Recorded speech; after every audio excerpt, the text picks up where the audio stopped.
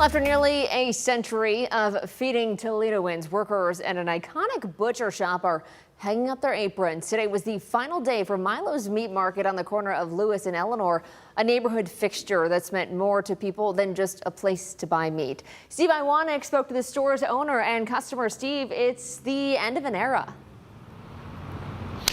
Yeah, it sure is, Kaylee. Co-owner Steve DeLand says some recent health issues in his family has added stress to him and his staff of 7. So after 5+ decades of service, he said it was time to close up shop. It's not easy saying goodbye, especially to something that's been family. But on Thursday, for Steve DeLand, it was time. We might have a going out of business sale, but yeah, this is the last day for all practical means, yeah. Milo's Meat Market has stood in West Toledo since the 1930s, serving up sausages, steaks, and a side of conversation. Steve's family took it over in 1970, and for 55 years, the name above the door stayed the same. We tried to be a place where people would come together and, chat and talk and have a laugh while they're here. For 38 years, Steve has come here every day. He's co-owned it with his big brother, Paul. But lately, the toll of running a small business was adding up. Stress is a killer, and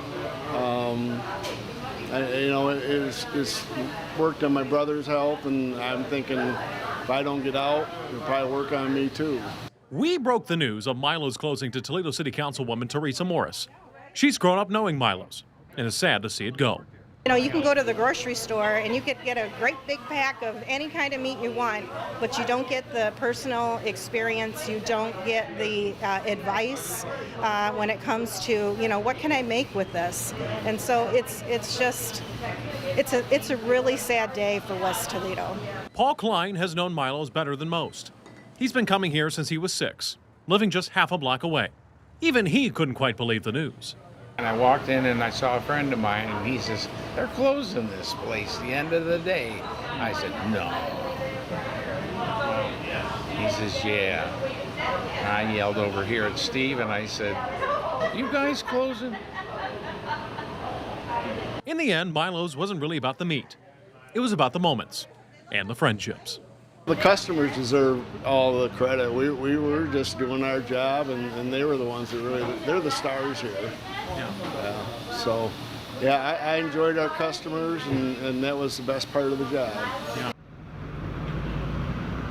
Now, Steve said today is the last real day of business. They might stay open just a few more days to clean out their shelves, but the market that customers knew for their hand-cut meats and neighborly charm, well, that Milo's is now a memory.